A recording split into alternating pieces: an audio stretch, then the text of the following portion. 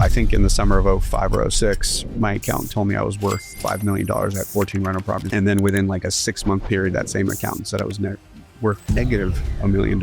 At 19, he was selling homes. By 28, he was the #1 Keller Williams agent worldwide, closing 4,000 deals over his career. He built Washington Capital Partners, a $2 billion private lending giant, and co-founded Remine. Very early on in my college process, I was like, I don't want a job. I want a path that lets me be in control. I read a book that changed my perspective, which is Rich Dad Poor Dad. I turned for one opportunity where knocking on doors and cold calling, say, hey, I want to do some of this stuff. They asked me to do these things, which paid like $40, but we did like 100 of them in 30 days. After 2 major exits, he took his expertise to eXp Realty, where he now leads as CEO, shaping the company's growth and vision. At the worst year ever, we sold 7 homes. And then within 12 months, it was like 99 homes. And within like a 4-year period, we did 603 homes. Too many people try to learn sales into like, how do I get you to do something versus identifying like, is there a want or a need? 99% of everything we fear or keeps us up at night at some moment in life is literally irrelevant at a later date. Beyond business, his Pareja Family Foundation is opening doors for minorities in tech, helping them break barriers and build better futures. A powerhouse in real estate, a visionary in leadership, a force for change.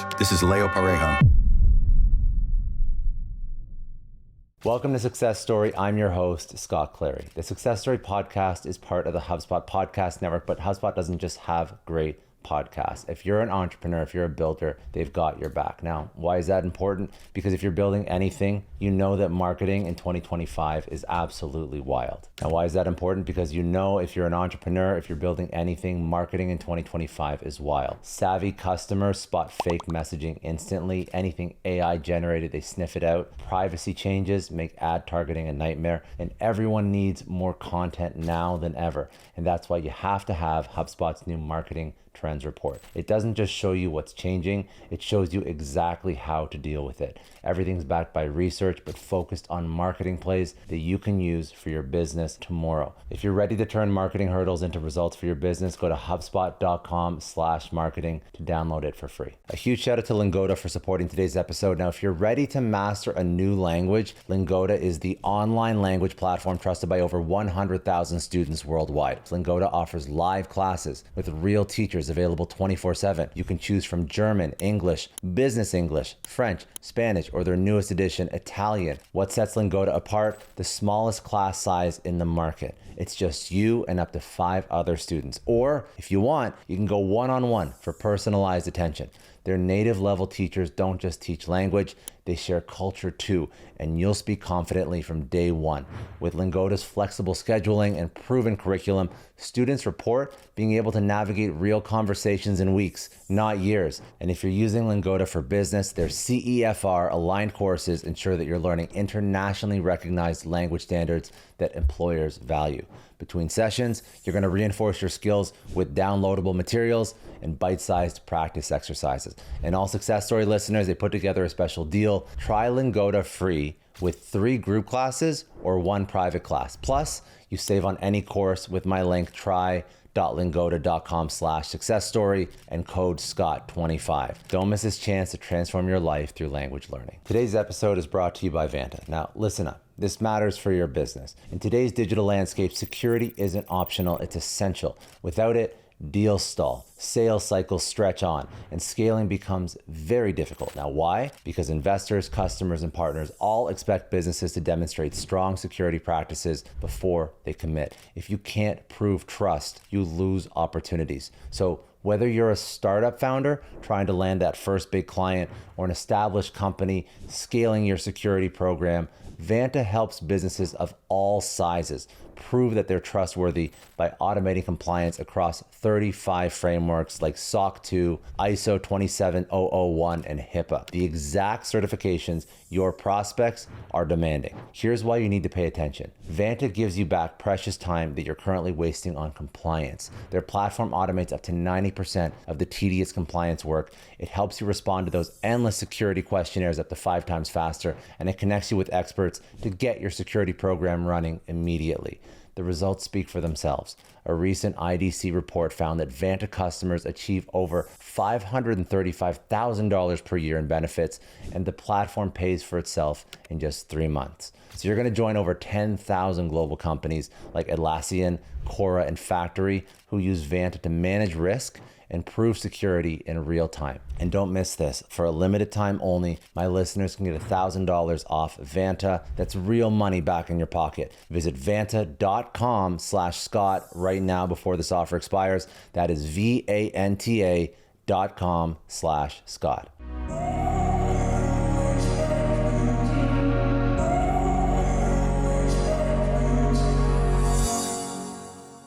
All right, dude. I'm excited to do this. It's gonna be a lot of fun. Yeah, I'm excited. Let's kick it off here. So think of an inflection point. It could have been somewhere along your career path. It could have been when you're growing up. It sort of pushed you down the path you're on today, pushed you into real estate, pushed you into entrepreneurship. What was that point? So I feel like I've had a couple of them. I remember being like 14, 15 years old and just understanding the traditional path. I was like, wait, I got to work really hard for 30 or 40 years. And then I have like 6 years to play golf in South Florida. And I was like, that doesn't sound like a lot of fun. So I think even as early as high school, something about the traditional path was not that interesting. But the real inflection point was college. So I went to college in the year 2000, and my plan was to become a graphic designer. And interestingly enough, I was being recruited from like career fairs, even my freshman year of college, by companies that don't exist, like WorldCom and AOL in their original form, because I grew up in the Northern Virginia area, and that's what the tech corridor was, down Dulles corridor. And that was really interesting because that was the first time that I felt my cheese get moved, because I was told that if I finished my college degree, because 20 years ago you needed a college degree, I could make $150,000 as a graphic designer or designing a website. Like a lot for a graphic designer. Well, and adjusted for inflation, that was like $300,000, right? But in a 6-month period, I saw those same opportunities disappear or turn into like $35,000 jobs, right? So very early on in my college process, I was like, I don't want a job. I want a path that lets me be in control. Did your parents have influence on your thoughts at this time, or in the opposite direction? Both my parents have PhDs. And my dad, very, very much the opposite direction. Yeah. My father worked for the same company for 28.5 years. So no one in my family had gone the entrepreneurial path. Okay. So your family then was very similar to mine. Very, very safe, risk adverse family. So you have this thought, and you realize that these jobs that you're lining up aren't so great, but now you don't have a playbook for entrepreneurship. So what were the first steps that you took? Yeah. So freshman year of college, I thought I was going to become a graphic designer and go work for a big tech company. I actually took an entrepreneurship class in college where they made us write a business plan to see what it would look like if I went and started a design company. And back then, you had to buy servers because there was no AWS. And basically, the punchline was I did the math on just basic gear. It would have been like $400,000 to get the type of hardware you would need in order to be able to host and create web content. Which again sounds crazy. That does sound crazy. And based on what you could bill, which back then you could charge quite a bit to build the websites that are basically now self-serve on like GoDaddy, right? But it would have been like 3 years before I even got to like break even. And so very early on, I was like, I'm not sure that this is going to be it. But I read a book that had a very kind of a picture of Dorian Gray effect on me that kind of fundamentally changed my perspective, which is a very cliche answer in real estate because of just Robert Kiyosaki's Rich Dad Poor Dad, right? And what it fundamentally shifted for me was the concept of leverage of people, time, and money, right? It was the first time I understood that there is an alternative to trading dollar for time, and you can leverage whether it's high commission, right? Of you're not being paid per hour, but for the service you're rendered. And then when you hopefully go from the S quadrant to the B quadrant, now you are leveraging other people's talent. So you're not limited by hours in the day. And then eventually, when you go from the B quadrant to the I quadrant, you become just a capital allocator and you can actually leverage other people's businesses and time. So you had this idea before you even started as an agent. Well, at that point, I'm assuming that means that if I'm just like reading between the lines, agent was never the main objective. It was broker. It was building my own business in real estate. It was actually being a real estate investor, right? So I read the book And go to the last quadrant, yeah. and then decided, okay, real estate seems like an interesting path. I kept reading every book I could on real estate at that point. My father met a gentleman who tried to use a very traditional real estate prospecting script on him, which was, would you like to invest passively in real estate? And my dad said, no, but my son's obsessed. Will you go to a coffee with him? I went to coffee with him. I came prepared to offer to work for free. And he actually turned me down. And he said, if you want to learn about real estate, you should call this guy in Colorado. He can teach you everything you want to know. I called the stranger in Colorado. And he said, I can teach you everything you want to know about real estate, but it'll cost you $10,000. And so unbeknownst to my parents, my friends, I sold my worldly possession of my car and entered a contract with a stranger and wired him all my money. I was 19 years old, or 18 years old. And it turned out to be one of the best decisions of my life. One, it was like, I think I, for the first time, bet the farm, right? Like the proverbial farm. And I did it super young. And it was a high commit, right? But unlike some other high ticket things that exist in the world today, this was a legitimate relationship where he actually taught me the art of selling in the sense of like, hey, all human beings make emotional decisions and then justify them logically, right? Like, I think too many people try to learn sales into like, how do I get you to do something versus identifying like, is there a want or a need? Like ready, willing, and able. And like, I think that's actually the best part about sales is first of all, is to identify if the person needs the product or service and get to a no very fast versus trying to sell somebody something they don't need. But if they are ready, willing, and able, and qualified, then it's more like problem solving and advisement. So, I mean, your sort of insight and wisdom around sales, that was like exceptional at a very young age. Even the people that I speak to about sales, they don't qualify or disqualify. It's almost like trying to beat this person into submission and manipulating them with everything possible to try and close the deal. So I think that's probably why you were so successful. You learned this very, very early. When it's very different, right? If you actually focus on qualification up front, then you actually have a much, much higher chance of having a successful transaction, but more importantly than long-term referral. You know what's interesting? So what you're describing about sales is how I learned sales in tech. And I think this is like very forward-thinking salesmanship. I don't find that this idea permeates real estate. I think that there is negative connotation between real estate and sales to some degree. And I'm curious why you think that this, but maybe I'm wrong. You can challenge me on anything, by the way. This is just my very uneducated opinion. But I feel like true salesmanship is not properly taught with real estate agents.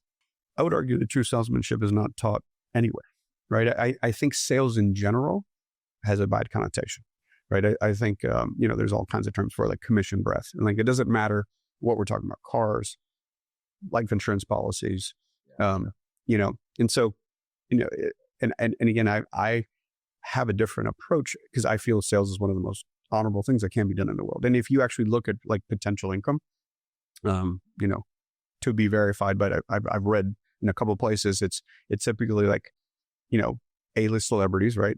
Athletes and movie stars, followed by public company CEOs. And then typically right behind that is the top salesperson at that company, right? At most scaled enterprises, especially on the smaller side, the top salesperson will probably out-earn the executive team and or the owner because there is no business without the sales funnel. How did you apply that when you first started? So now you go through this $10,000 program, you understand what true sales is, how to identify pain points, how to qualify, disqualify. So you were, give me numbers, because I have numbers that I found on the internet, but I mean, tell me real numbers. Yeah. So number one. So the journey was interesting in the sense that I did not want to be an agent. I wanted to be an investor, right? I didn't see that was an interesting path. And so I was learning how to become an investor, and halfway through the 1-year program, he said, you have to get your license so you can at some point buy and sell yourself without having to hire somebody. You will get access to the MLS. You have, it kind of like you in developing podcasts, like how much of it do you need to do yourself versus outsourcing? So I get my license. I have a, pivotal experience in the sense that I had to find a new place to live. My landlord and I disagreed on acceptable volume on a Tuesday. And I'm in the office because at that point I get my license, and I was looking for a rental on the MLS. And the owner of the office says, you should buy a house. I said, I'm a child. I can't buy a house. I'm 19 at this point. And so I get into a conversation with the loan officer. And in the US, we have the FHA loan, which is a low down payment loan product that has a flexibility for something called a non-occupant co-borrower.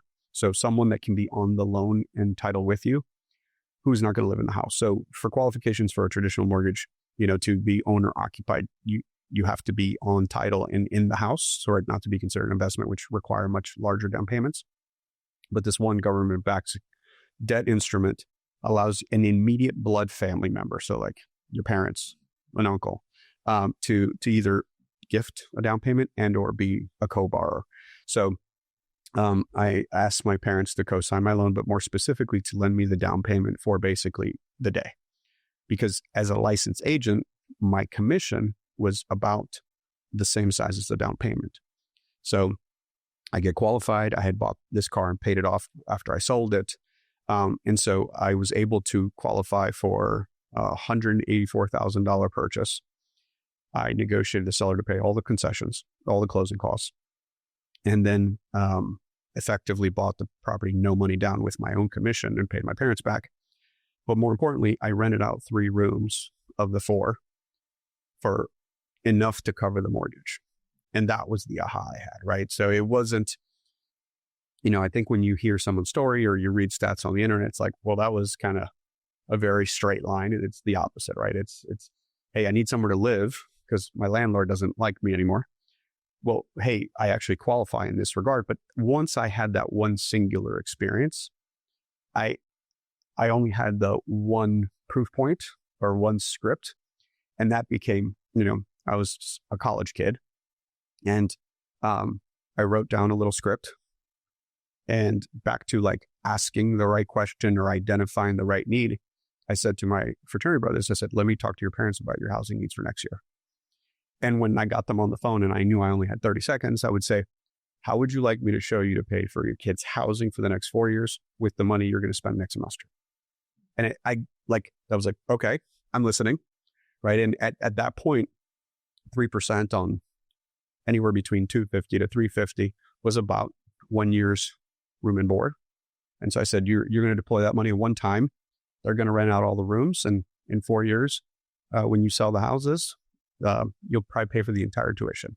And again, timing is everything. I did this between 2002 and 2006.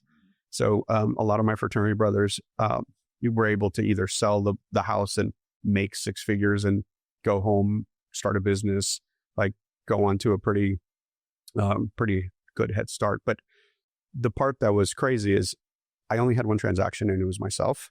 I'd never sold real estate. I'd barely turned 21. And at that point, that summer, I sold about 11 houses. So in a time where, most kids are working at a mall, I made about $60,000 in gross commission in my summer vacation. That's amazing. I think when I look at sort of the framework that you deploy for yourself and now for all your fraternity brothers, that is almost showing mastery of real estate and the different levers and mechanisms that you can use at a very early stage, because I've worked with a lot of different real estate agents, and between government programs, and I'm not a real estate investor. I don't pretend to be knowledgeable, but I always find that real estate is the one category of investment opportunity where there's so many systems and opportunities that are actually built to support it. Like there's all these creative financing rules. There's all these government programs. Like it just seems like everything is built to help real estate investors succeed. But the real estate agent that I speak to is not knowledgeable about, or they don't bring these things to light. Like if I have ever had, very few people have ever told me when I'm looking at a house, oh, these are other ways to finance it. Or have you thought about buying a fourplex and living in one of the units and then renting out the other three? So I think that, I mean, part of your success just outside looking in is the fact you just had, like, you immersed yourself in not only the surface level of the industry, but like all of these, again, not just selling, but investing. And that investment actually led you to become a better salesperson.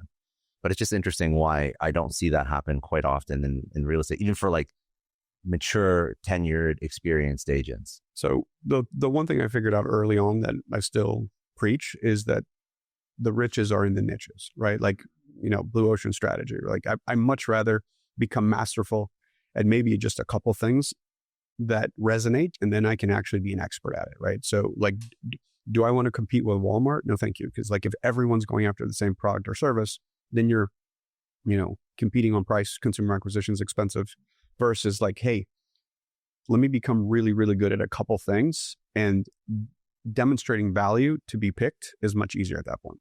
Yeah. And that's what you did. So, 11 homes, 60 grand in commission. So I blow it on a BMW because I'm 20 something. But by my senior year of college, I was, I think my full senior that year, right? Because I graduated and then still had more time. I did about $300,000 in gross commission as a full-time real estate agent. And that's like now like a year and a half, 2 years into this? Two years in, right? So, and like, I mean, just tell the audience about statistics. I mean, that seems like that is unusually high for 2 years into real estate. That is unusually high for today's standards, right? So I think the average agent in America makes about $42,000. So it's probably like 8 to 10x, especially back then, what the average agent full-time professional made. Now, eventually, this obviously ends up turning into like thousands of homes and real estate transactions completed. So what was the sort of the playbook to sort of expand on those, whatever, first 11, first $300,000 of commissions? And then now at one point you were number one agent at Keller Williams. Okay. So what's the journey to get there? That's the highlight on the internet, right? Of course. The journey is that, or is it just hard work and repeat? It's also a lot of this, right? So the journey is like, I'm not that special at all. $306,000 happened in 2005, right? I was a licensed real estate agent with a heartbeat in the greatest bubble in the history of the world. And so what that translated to is I went and bought as many properties as I could with a ton of leverage because it was available, no income, no asset loans. The real pivotal moment was, I think in the summer of 2005 or 2006, my accountant told me I was worth $5 million. I had 14 rental properties. I had an X5. I thought I was God's gift to real estate. And then within like a 6-month period, that same accountant said I was worth negative $1 million. And in the subsequent 24 months, I gave all that back to the banks after doing a lot of crying and boogers. And so that process was... You had achieved last quadrant. You had turned into a real estate investor very, very quickly, actually. But without any of the fundamentals in place, right? Like not real free cash flow and real sustainable fixed debt versus variable debt and all of the things that were skipped through in the exuberance of the moment in the market. So the legislative safety measures and the lending system didn't exist that exists today.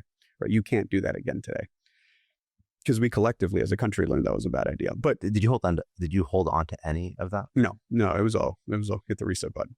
But what the lesson was learned is like, hey, there's a whole lot of crying, and then it's one of those moments in life which is again a philosophy I prescribe to. It's like, hey, the rules of the game changed.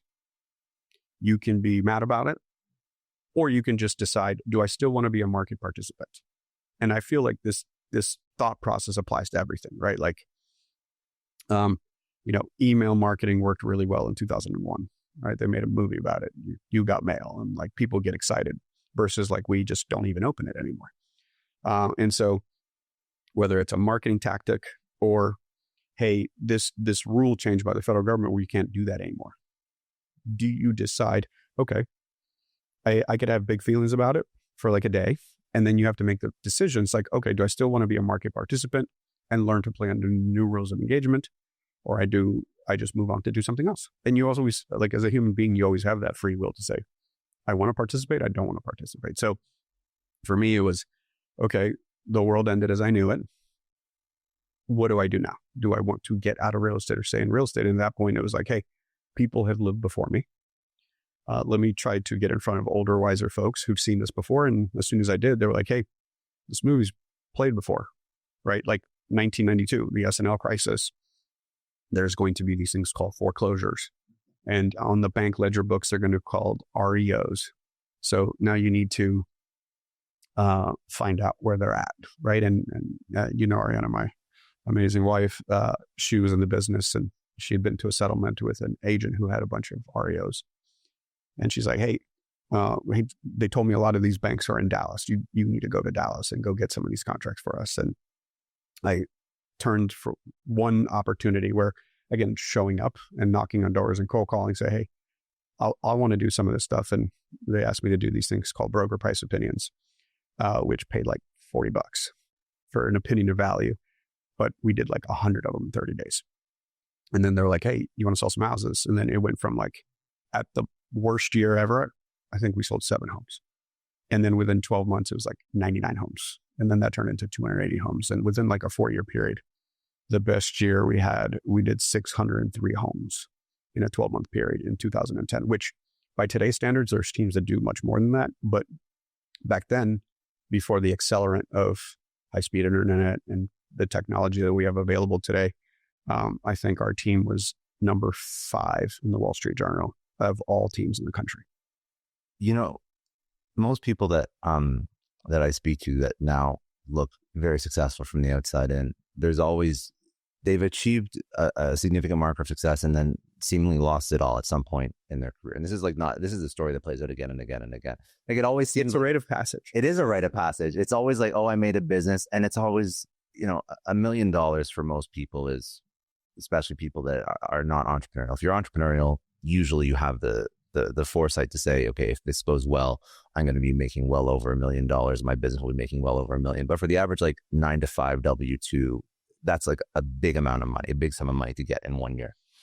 But most people that are entrepreneurial, I think what happens is they achieve this milestone. They achieve money that they've never thought possible.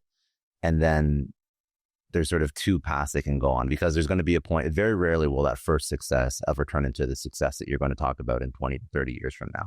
Usually there's some shit hitting the fan moment when it all goes to crap and all goes to hell. But I think that point, that moment, when you, again, like what you said, just to parrot it, you can choose to be a market participant. You can choose to opt in or opt out. You can choose to just complain and cry and you know, like, woe is me, like I can't continue, like all these different negative feelings you can have. At that point, you can choose to take those lessons, those learnings, and just continue to build, or you can opt out. And I think that's actually the biggest indicator of success, what you choose to do in that moment. So I heard a quote once that said, in order to acquire a great fortune, you must first lose a small one, right? Oh, I like that quote.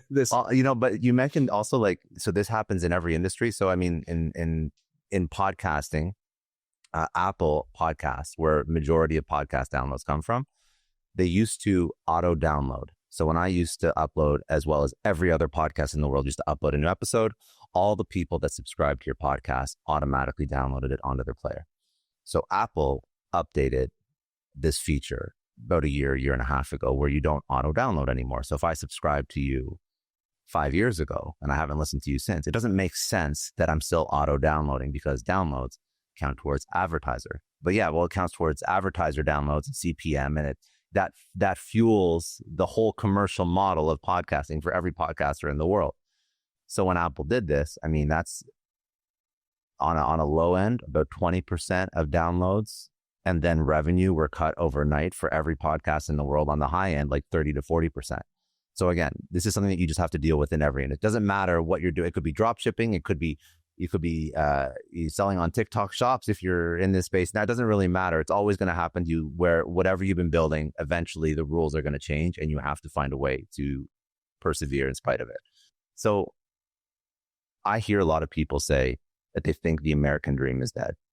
What is your perspective on the American dream after going through all these ups and downs and highs and lows? Yeah, Nate, my vantage point is someone who didn't grow up here, right? I didn't get here till I was 12. So, my dad worked for an NGO. So we moved around to 6 Latin American countries. So like I actually did kidnapping drills as a kid, right? Like I fundamentally believe if my story was in a different country, someone would have kidnapped my family, because that's what you can do when you get mad at your competitors when there's no rules, right? In foreign countries. So like, just like simple things like our legal system works. If I get mad, I sue you, and for performance or non-performance or, for payment, right? If I fail horribly, I hit bankruptcy and no one puts me in jail. Like there's debtor's jail in other countries, right? So to me, this is still the greatest system on the planet. Is it perfect? No. Is there a better one? Show me. Like I haven't seen a better system. So, cost of living, everything. Yes, maybe it's a tough moment in history, and I don't want to take anything away from that, because I'm hyper aware that there is a lot of pain in the system post-COVID with inflation. But I don't know of a better system on the planet than this one. If you fast forward from where you started to where you are now, what is one belief that you held about entrepreneurship, about success that has radically changed after you've gone through all sort of different iterations of building success that you've gone through?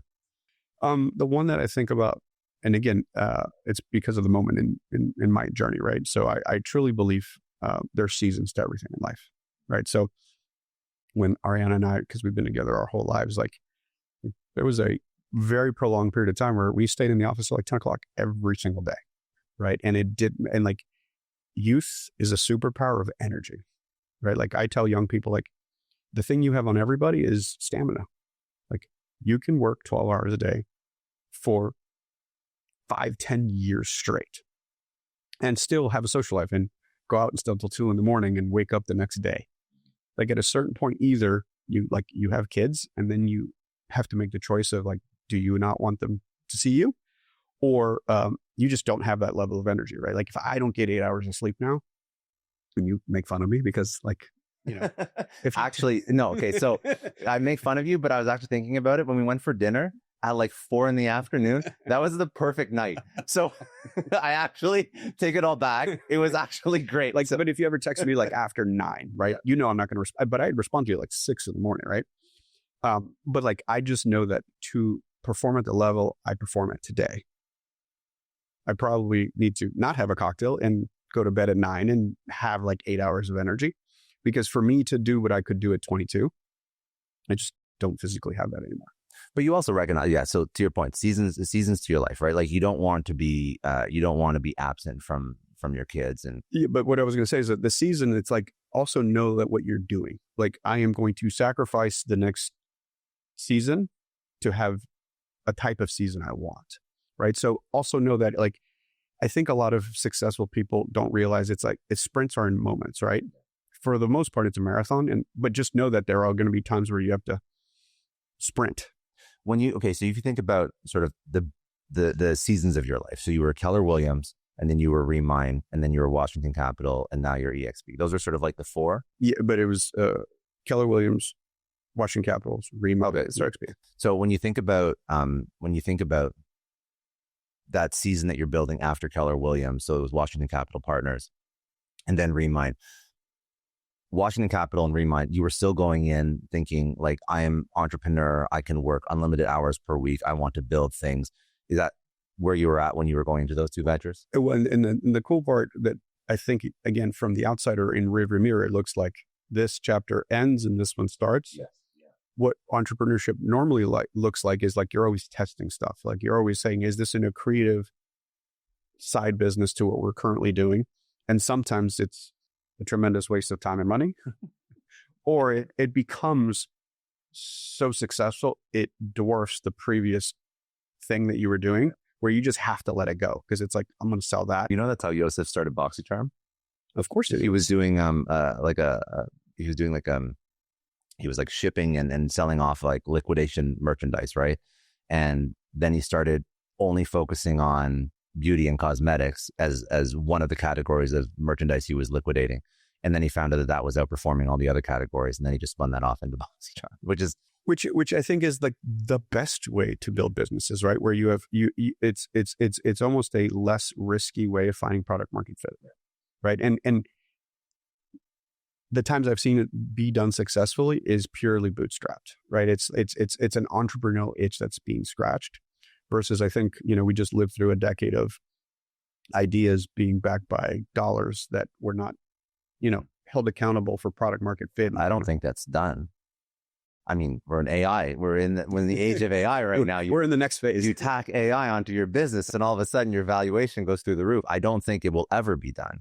I think that will always. I think that as long as there's people that are trying to push and break things and create bleeding edge, super disruptive products, and there's some hype around the technology they're using, there's always going to be some capital that flows in just because of FOMO. No, absolutely. Yeah. I was just saying the ones I've that are very successful.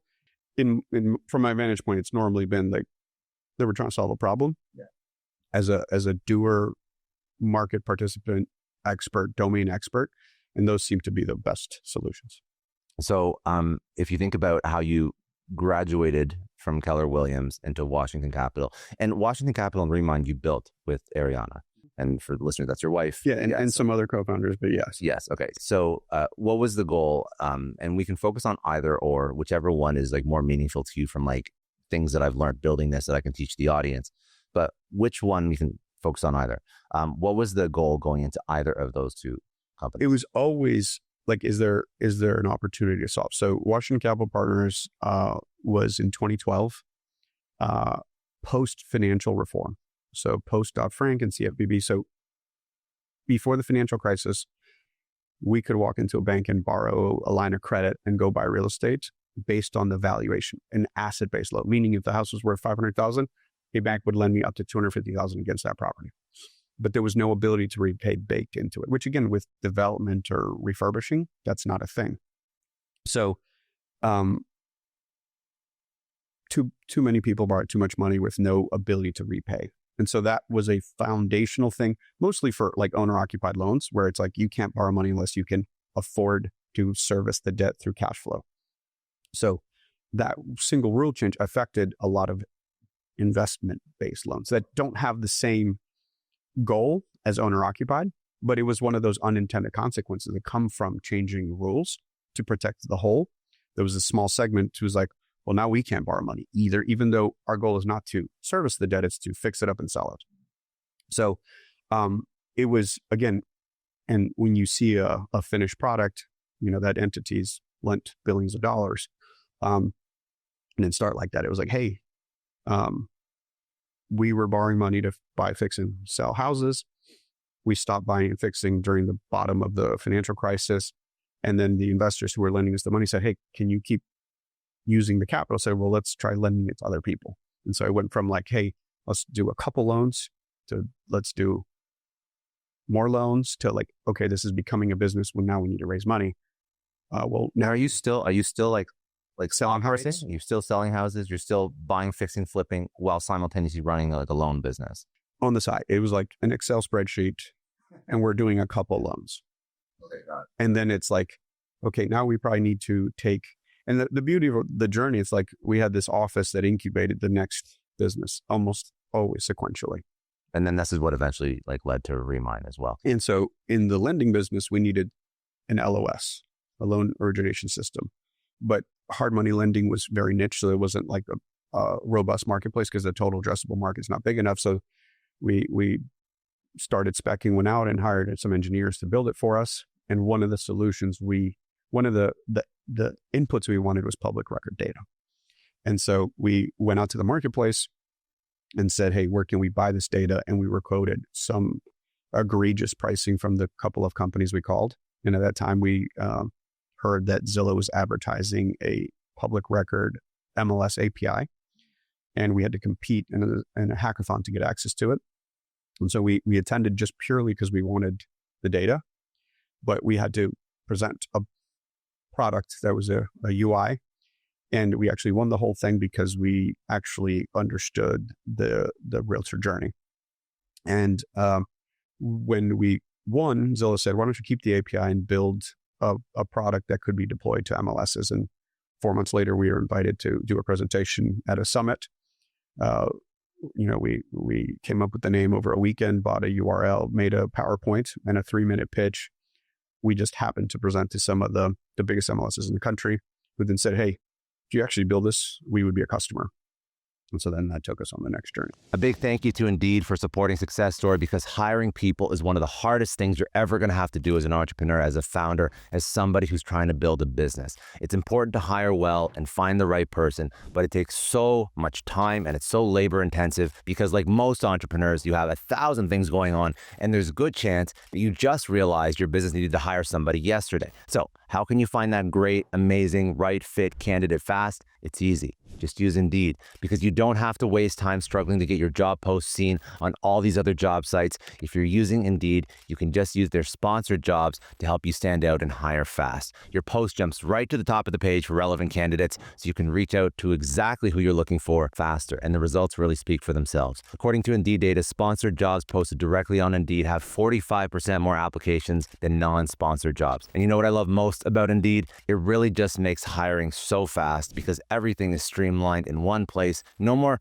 juggling multiple platforms or waiting weeks for the right candidate. And how fast is Indeed? In the minute I've been talking to you, 23 hires were made on Indeed, according to Indeed data worldwide. There's no need to wait any longer. Speed up your hiring right now with Indeed, and listeners of Success Story will get a $75 sponsored job credit to get your jobs more visibility at Indeed.com/Clary. Terms and conditions do apply. Just go to Indeed.com/Clary. A huge thank you to NetSuite for supporting today's episode. Now, what does the future hold for business? If you ask 9 experts, you're going to get 10 answers. Bull market, bear market, inflation up, inflation down. Honestly, at this point, you just need a crystal ball. But until we get one, over 41,000 businesses have found the next best thing. They future-proofed their businesses, their operations with NetSuite by Oracle, which is the #1 cloud ERP. Imagine having your accounting, your financial management, your inventory, your HR, all flowing together in one fluid platform. And here's what makes NetSuite different.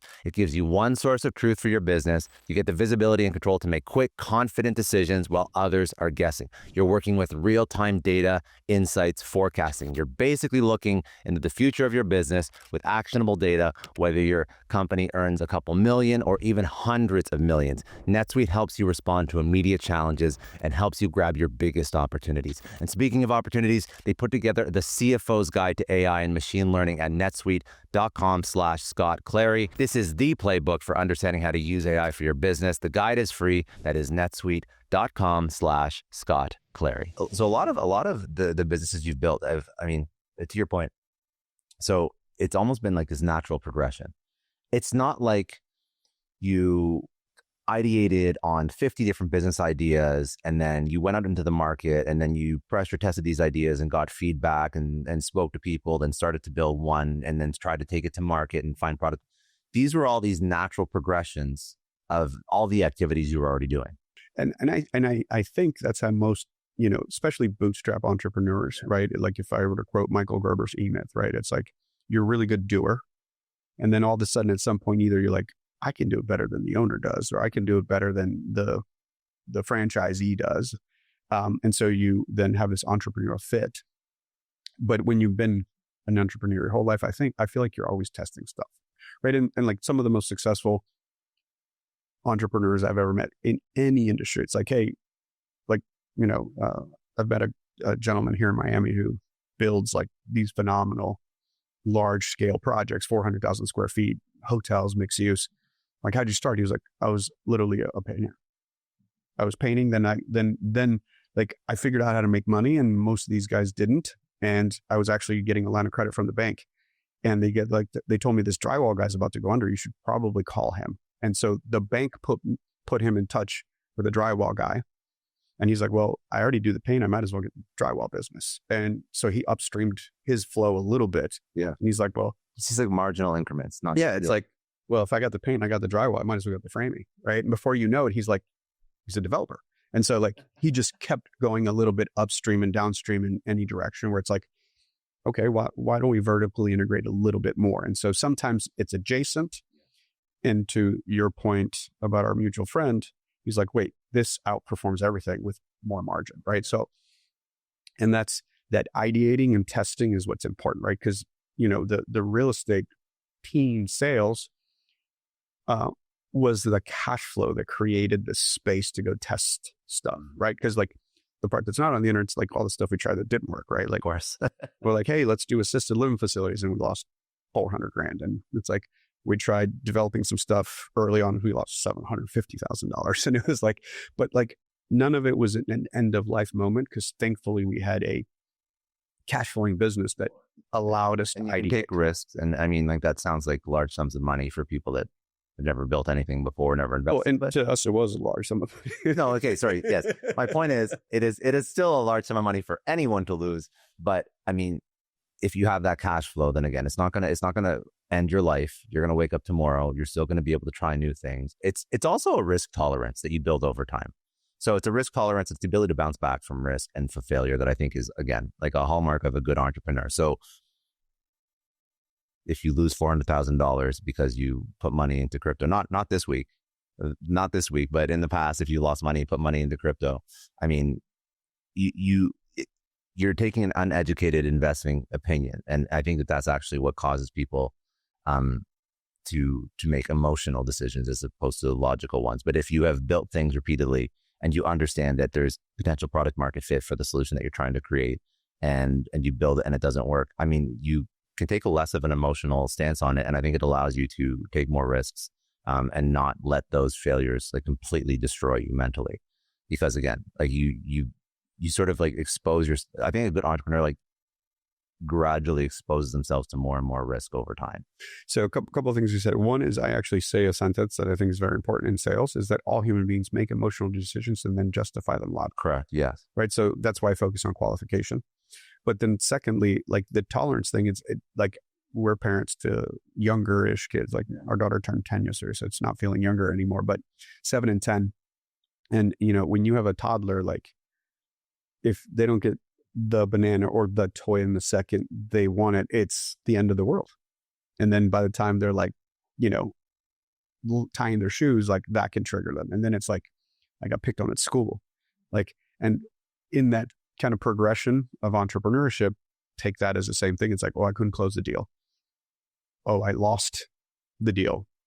Or, oh, that marketing campaign returned $0, right? Like we invested $10,000 in a mailer and we got 0 in ROI.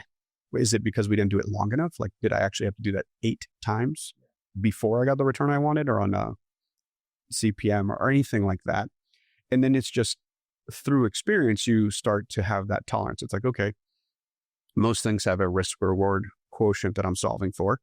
And, how much risk am I willing to take? And then also, I think the superpower that comes from those small failures that lead to larger failures, even though in that moment it was everything, is, did you die?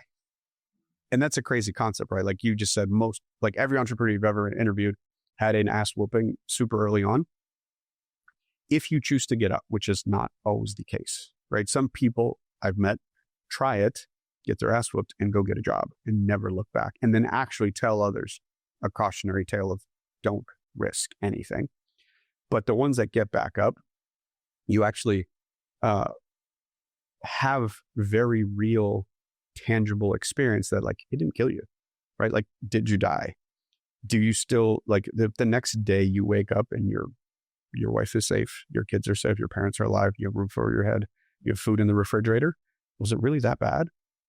And what's the worst that can happen? You have to go get a job. That's always the worst. And I think that when you look at the skill sets that you've built as an entrepreneur and you realize how employable you actually are, it really takes a lot of the stress and the fear out of it. Because what's the worst that can happen? A company will always want to hire somebody that's able to build something from scratch where nothing existed. Now, a couple of years later, whether or not it was successful, you built that whole thing from scratch. You figured out sales, marketing, ops, HR, finance. You figured out every single business unit. That is a very valuable skill set to a company that's going to pay well over $150,000, $200,000 to employ you. So if that's the worst case, 0 to 1, I think is probably the hardest skill in business. Yeah. I think that I want you to teach over a lesson for like entrepreneurs that are listening, because you sort of evolved your business into different businesses based on based on like what the market was telling you to do. Like with Washington Capital, with Remine, the market was saying, we need this. And then you built it. So I think that's even too much credit. Really? Yeah. I think. Why do you say that? Because it was like, well, I'll tell you what I was going to ask you. So I was going to ask you, what do entrepreneurs do wrong when they start businesses? Yeah, no, for us, it was always like, we need it. We're just literally building it for ourselves. I don't think you're giving yourself enough credit. And then we showed it to a couple friends and they're like, oh shit, that's pretty cool. I'll pay friends that has significant impact on the market, but whatever. Yeah. But I go back to sample size of one, right? Like I think human beings undervalue their own vantage point and attention. So like the amount of times I've sat down with an agent who's like, hey, I'm going to try this for marketing. What do you think? I'm like, would that work on you? Like, how do you part with I don't think enough people stop and go, I'm a sophisticated consumer of products and services. Like, does that work on me? Right? Like, and I don't think enough marketers put themselves through that lens. Like, hey, I'm going to try this. But like, okay, would you click on that? I agree with that completely. Would you open that envelope? Would you pick up that phone? Like the second I hear, hey, is this Leonardo? I'm like, click. Like, if you don't know how to say my name, you have no business talking to me. Yeah. Right? So, but like the amount of times I've clicked on a funny product ad on Instagram lately in the last like 2 years, because that's where my attention for my demographic lives. It's like, oh, wow. Like I just need to see the right ad at the right moment. And I am a ready, willing, and able consumer. Well, I think there's so much waste in marketing spend and marketing effort, because I agree with you. I've actually, so I want to talk to you about average, because you speak a lot about what average is. And I know that, for example, you throw out most of the flyers that you get to your house before they even get inside the house. You throw them out when you're right beside your mailbox. But I think that, and I've never really understood this, because again, I've never led like a Fortune 500 marketing team. But if I look at their socials, or if I look at their flyering, or if I look at the majority of the marketing campaigns that they put out, I find it to be like really half-assed. Like it doesn't hit home with me. It doesn't resonate with me. Most of my buying decision is based on my research. Now, maybe those marketing campaigns, those shitty posts on LinkedIn, those flyers that, like overwhelm my mailbox that I throw it just as quickly as you do, maybe they're just meant to keep them top of mind. But it almost turns me off from the company. Like I defer to somebody who is innovative, who doesn't suck at marketing, who is like a little bit against the grain from somebody that's doing it for the past 100 years, because I feel like they have my best interest in mind. I feel like they think more like me. And this is whether or not they do, this is the perception that I get. So I bank with a different kind of bank. I bank with Mercury. I don't bank with like a Chase or a JP Morgan. And I like Mercury because they're very convenient and the features they set up are great for me. But I'm curious if you have opinion on why do companies put out such average content, such average marketing effort? Companies have seasons, right? So a startup who is being scrappy and creative and against the grain has a limited budget, right? And I think, you also have to appreciate, like, you are their ICP. You're their ideal customer profile for what they're selling. And so the bigger an enterprise gets, the more less specific ICP they have. Then they just like the general population is mine. Chase's and Citi's ICP is America, right? Like we want 20% of America, because at that point they've just acquired and conglomerated so many business and services where like the lifetime value of you is not just the bank account. It's all the other ancillary products they'll cross-sell you. And when you are, double-digit market share of a country, at that point it is top of mind, right? It's Coca-Cola, right? Like I just need you to remember that when you're at the restaurant and you're about to order and they say Coke or Pepsi, you say Coke, right? Because at that point you're competing just for top of mind attention versus like, hey, we're an aggressive startup. We have a niche and like, we're going to focus on that, be world-class at that. And so you like, again, also like I try not to, even let the poor marketing bother me in a sense of like, hey, I'm going to choose to do, like, for example, we bank with a local regional player where what's most important to us is that like I can walk in, ask for the manager, and like I can send a wire remotely when we're traveling. Like it's service versus features. Like I don't actually care what the tech looks like if you give me the service I'm looking for. Well, by the way, the feature set is like the service is tied into the feature set. So one of the things that I didn't have in Canada was TD Bank. I had to walk into a branch to send a wire. I cannot fucking stand walking into a branch to send a wire. So now I can send wire, I can send ACH from my desktop, from my laptop, whatever. So service is now congruent with the features they built up. But yes, sorry. Yeah. So, and again, depending on the product and service and the phase of life you're in and what the value proposition, and to me, that's the beauty of capitalism. Everybody gets to compete on all that stuff. And I think what I would say to most entrepreneurs is like, you don't need everybody. Like at eXp, we're the single largest real estate brokerage in the United States. And I have 4.2% of every agent who's licensed. In the US. Yeah, in the US. And long term, I want to get that to 10 or 12%. But even if we absolutely knock it out of the park and we get to 10 or 12%, that means 90% of the agents will never be with me. And that's okay. Let's talk a little bit about what eXp does differently, because I think a lot of what we're talking about can dovetail into that quite nicely. Because eXp does things differently than traditional real estate firms. I mean, if again, you make a point of saying like the average consumer is very smart. Sometimes I think legacy institutions, I do not consider eXp to be legacy by any means. I think it's very new and forward thinking. Legacy institutions do not consider how smart the average consumer is becoming because of access to information. Is that something that I think you hold that belief to be true? How does that impact like what you do at eXp or what you do differently? So first, like this is my first job. So I did not found the company. I didn't set the vision from the beginning. But it's a 15-year-old company. We turned 15 like a month ago. And I think Glenn was way ahead of his time as the founder. And it was born out of an entrepreneurial itch. It was born in 2009 post-financial crisis where he goes, I can't afford rent anymore. Like, I'm either going to get a business or I create a cloud-based model. And so when he created a cloud-based brokerage, never been done before. Like there was Can I ask why? Because it just seems like that's like reducing a ton of costs. So it makes a ton of sense, but because now it's normal, right? Like in 2009, the thought was foreign. And by the way, legally speaking, there was a bunch of states where like we still have to have like a 500 square foot office somewhere and put the license on the wall. Why is that? Just, it's how it's been done, right? So we were able to legally comply with state rules and create an environment and a platform that allowed us to go fully virtual. But it was like, hey, we can get rid of the single largest expense on everyone's B&L, which is office space, because real estate was dominated by franchises, which was literally a store on every corner, right? So he was able to eliminate the biggest expense and the biggest hindrance, because before eXp, no one had ever recruited without having a store on every corner. No, I know. I mean, like if you think about like legacy industries, I mean, like real estate is right up there with banking.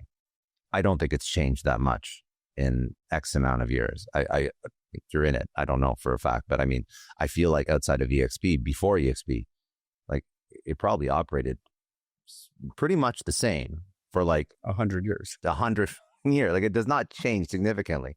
So this was Glenn's vision. What were the biggest issues that you dealt with, or that he dealt with even before you joined, that sort of emulates like market? Like how did you get agents to get on board with this? How did you get people to trust listing, the biggest purchase or sale of their life with somebody who doesn't have physical offices when again, it hasn't been done for like this for 100 years? I think the overcoming the objection was purely to the agents, because what Glenn understood is that consumers pick the professional they want to work with, no matter what jersey you're wearing, whether it's Keller Williams or Remax or Century 21 or eXp. Like they had a relationship with Scott, and like your cell phone, like they didn't have you saved under KW or eXp or Remax. It was just Scott. Yeah. Okay. So like you could have switched companies between your last purchase and this purchase, and they're going to use you regardless. The overcoming the objection was convincing that the agent didn't need the physical office. And again, Glenn very creatively did it by like, we have an enterprise relationship with Regus. So like we have more office than anybody else does, right? Because you can walk in and use a Regus office anywhere on the planet. But eXp's journey is no different than every other one, where it's like, hey, it was a fist fight for like 10, 11 years. And then there was an inflection point, which for EXP's journey was COVID, right? Where the world went into a collective experiment of becoming virtual. And I mean, they went from like 10,000 to like 70,000 agents. It was crazy exponential growth in a 2 or 3 year period. And now in 2024, going into 2025, every new national corporately owned brokerage will look more like us than the legacy players. We just established that real estate, the majority of it is very outdated and it's a legacy industry. What would be one belief that's still held in real estate that could be harmful? Well, I think one of them is still that you need physical office space. Like, again, we're only 4.2% of the market, right? And if you were to take every copycat brokerage who's modeled us, they're probably maybe 1% together, not even 1%. Do you see legacy companies copying you now? No, it's mostly new startups. Right. So they haven't said, oh, we don't want to be Blockbuster. Well, you're the Netflix. So I think that's a reduced statement that doesn't give credit to the like true baggage of any legacy incumbent competing, where it's like, wait, like everything we have is built around this legacy thought process. So to disrupt this one thing that seems kind of like obvious in the rearview mirror might be completely and fundamentally disruptive to our entire model. And so do you burn the bridge and decide to reinvent yourself? Or, are you either Apple Jobs with the iPod to the iPhone, which cannibalized its most profitable product? Or are you Kodak, where you say, film is everything, we're not going to touch this digital thing. And then Canon eats your lunch. Yeah, it's interesting. It'll be interesting to see what they do. Well, and again, I'm of the opinion, like, it doesn't have to be binary, right? It's like, we'll get a piece of the market, they'll keep a piece of the market, and everyone coexists. But because in most industries, you still see legacy folks. You do still exist. I know that you're saying that, but there are case studies of people that no longer have any market share. There are. But again, the brokerage business is a service fulfillment business for 1099 entrepreneurs, right? So at the end of the day, like I view what we do as a platform to allow real estate entrepreneurs to build their businesses on top of that. So like for me, we are an operating system. We're a platform. And some other companies have a different model, right? So we tend to attract a very entrepreneurial type of agent who our platform is ideal for. But there are other agents who like are probably more attracted to a brand, and they're like, hey, I'm going to join this company because of the like maybe tens of millions they do consumer spending for facing, which we are not. But I think that a platform that enables a realtor to become entrepreneurial, or something that is a platform that attracts entrepreneurs, I mean, I think the agents at the end of the day are going to be most successful when they adopt an entrepreneurial mindset. Because, I mean, again, I feel that my perspective outside looking in, if I'm going to be in real estate and I'm betting my entire career on a brand, then I'm missing the mark on what's actually going to make me successful in real estate.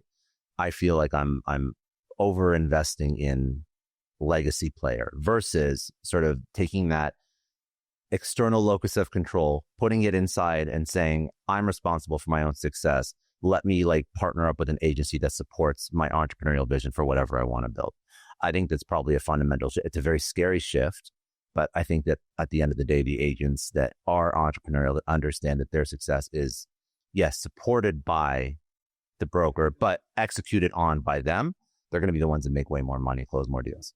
Correct. And the entire industry is entrepreneurial, right? Because every agent is a 1099 agent. So every single one of them, whether some realize it or not, own a small SMB business. Yes. And they need to treat like gross dollars as top line revenue, which should have a portion allocated to reinvestment, whether it's technology or marketing or staff or something else. If you plan to make it a sustainable, not, kind of S quadrant self-employed practice. What makes the best agent in your mind? I feel that in my journey, it's like what makes the best entrepreneur, right? It's like, hey, and it's pretty clear to me. I think you need to have a lot of introspection, figure out how you're wired, right? Like, most everything can be learned, right? I truly prescribe to that. If you have at average or above average IQ, you can actually learn anything. And especially in this era where like I just go on YouTube and I don't even have to pay people for it. But where my thinking is very specific and probably a little different than most is like anyone can do anything outside of like brain surgery or like coding really complicated things. But if you can actually figure out how it is that I'd make the argument that coding is becoming more accessible too, but 100% with AI. But when you figure out what your God-given gifts are and then actually lean in on that. So like, for example, if you take like the DISC profile, which is a personality profiling test that I'm kind of obsessed with. I know statistically from the results of the test that there are things I'm better at natural state, meaning I can actually get on stage, be handed a microphone as long as I'm in my cohort, in my domain, and freestyle like to 5,000 people for an hour. And by the end of that hour, I'll probably have more energy than when I got on stage, because like that's when you know you're doing your best work and you're in the right spot. Because I'm in my gift. Yeah. I had a predisposition for it, but then I have actually spent 23 years of my life honing it. Right. The opposite of that is like the S&C, like the detailed and the spreadsheet part of it. What are you, by the way? You're a 99D, 99I. Isn't that most sales? Is that most salespeople? Not that pronounced, but some variation of that. And then like a 10-10 on S&C. And so like once a month, I have to do consolidated financials for 3 hours of a public company, right? I can do it. I can pay attention, but that actually drains my energy. Like for me to take a sales call after that is not a good idea, right? I'm not going to show up with the same level of energy, with the same level of attention. And like that night, I probably don't want to do date night or spend time with the kids where I have to be super present. It's like, hey, let's, maybe watch a movie, right? Where you don't need my level of engagement because I might not show up the way I want to show up. Yeah, it's not your gift. So to answer the question, it's not I didn't forget the question is how do you get to live in your gifts? Because I think that's how entrepreneurs show up passionately, right? When people are like live in your passions, it's like, well, what are you good at? So and I think that's how like people get confused about the passion statement, right? Like you don't have to be passionate about selling houses. You have to be passionate about spending time with people, or even like, let's just go into lead gen, right? Like in whether fill in the blank real estate agent or anything, it's like, okay, there are many forms of lead gen, right? Like in person, if you are not high I, it's probably not going to work, right? If like you're super detailed and you can build funnels with click-through rates and a call response to action, like that's not me. That's a very successful way of doing it, but I'm really good at like pitching a room, which statistically speaking for a good percentage of humans is scary to die, right? So if you don't have that I, don't do that because you'll probably create anxiety, create fear, create failure because you're fearful. And then you're like, I had a bad experience. Sales suck, right? Versus like sales suck that way for you versus like if you're highly introverted and highly analytical, it's like figure out some funnel stuff on the internet and you might make more money than you ever dreamed because it's actually living in your gift. Whether or not you're an entrepreneur or an agent who is an entrepreneur, what is the wisdom for them to figure out how to find out what their gift is so they can live in it and they can outsource the rest as quickly as possible? Yeah. So I think it's both, maybe taking tests and taking a bunch of them until. Like, how did you find yours outside of doing a DISC profile? I luckily, like inside the Kill Room system, like they taught us that very early on. So like I started taking DISCs when I was like 19, and AVAs and Myers-Briggs and like Strength Finder. So like once I kind of figured out that this is something I want to learn, I went and found more. Then the cool thing was like I started doing it so young, I actually saw mine change over time. Right? Like if you study this stuff, it says like it's fluid through your formative years. And typically, kind of like you said, the entrepreneur has a ass whooping. That normally is when it sets. So like my I was at 50 and then the financial crisis and we had to start over and my D went to 100, right? It was like, I survived a traumatic event and it could be personal or it could be business. And then it's like, okay, now the thing is set in stone. Like that's how I'm wired. That's how you want to operate. And that's how you are wired to operate. But like I've also noticed is like when I'm low energy and like I get stressed, my eye drops dramatically. So I don't have as much patience. I don't show up as friendly as possible. And so like to me operationally, like if I know this about myself, it's like, hey, don't schedule meetings in the afternoon on a Friday where I need to be a high eye, because it's not going to be a good experience for the people receiving and hearing me.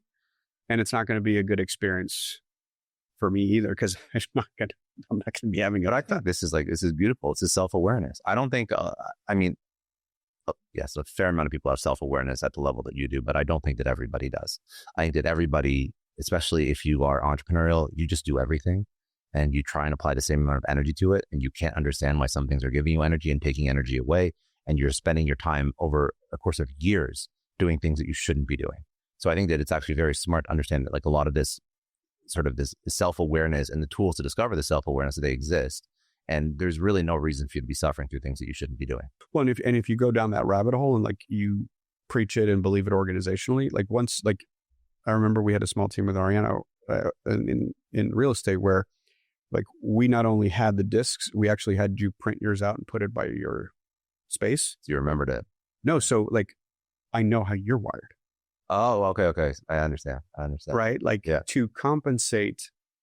So like, this is a perfect one. Like Ariana and I both are high I's and D's. And like, we wanted to do good things for our people.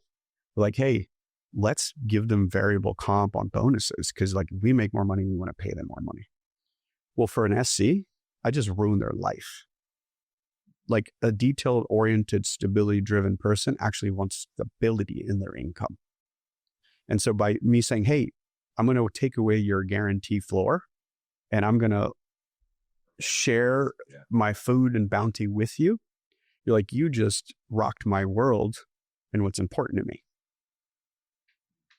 Right. So even becoming a student of how other people are wired, I think makes you show up as a better leader, right? Where it's like, hey, instead of a cash bonus,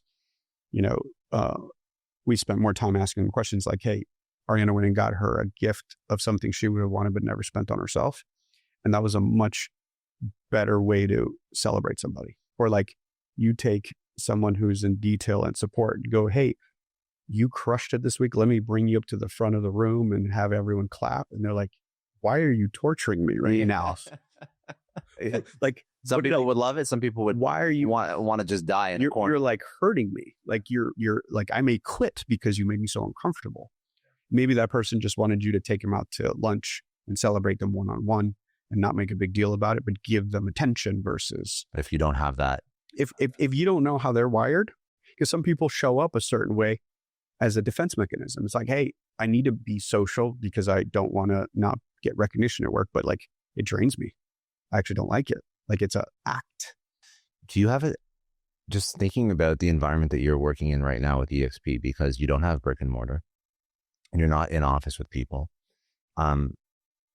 I've worked in virtual environments as well, but I always found it hard to build relationships virtually. I always was fine building relationships, hiring, onboarding in person, and then moving it to virtual. But I found it very hard to start a relationship with somebody virtually.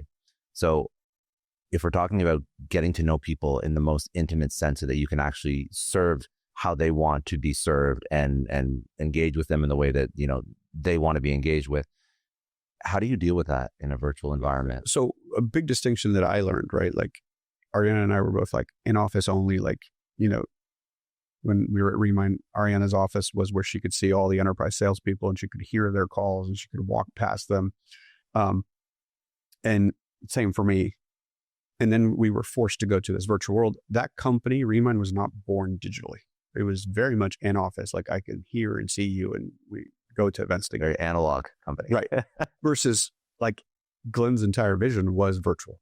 And like he was an early adopter of the metaverse, which was like way ahead of its time. Right. Like I actually have a different appreciation for like our metaverse technology now, which again was once a client server and like hard to render. But now it's like really fast asset light browser based, but it's for what he was driving towards that he created in the metaverse was we actually have this serendipitous moments, right? Like like the other day I needed Glenn, and before I called him on his cell, I just popped into the international room where I know he spends most of his days. And like, I walked down the hallway. Chills in the metaverse.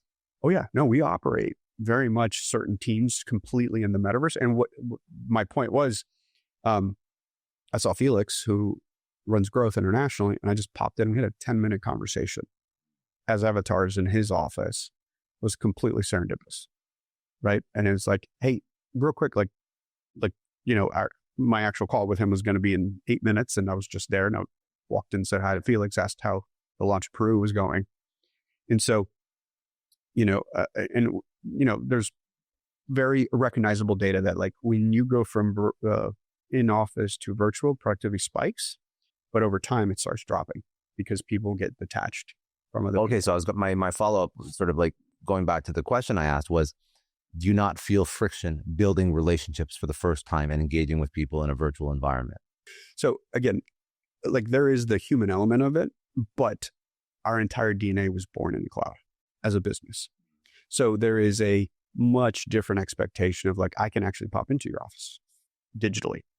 And like It's welcomed. Well, it's expected. Yeah. It's not only welcome, it's like, it's what people do. Like it is not uncommon for someone to call you on a video format where your phone rings and it's workplace video, right? That in another format, that's kind of intrusive, right? But it's like, hey, from 9 to 5, we're teammates. If I call and you're available, pick up in a digital format. Like it's the expectations you're working. This is the alternative to me walking over to your desk and saying hi. Exactly.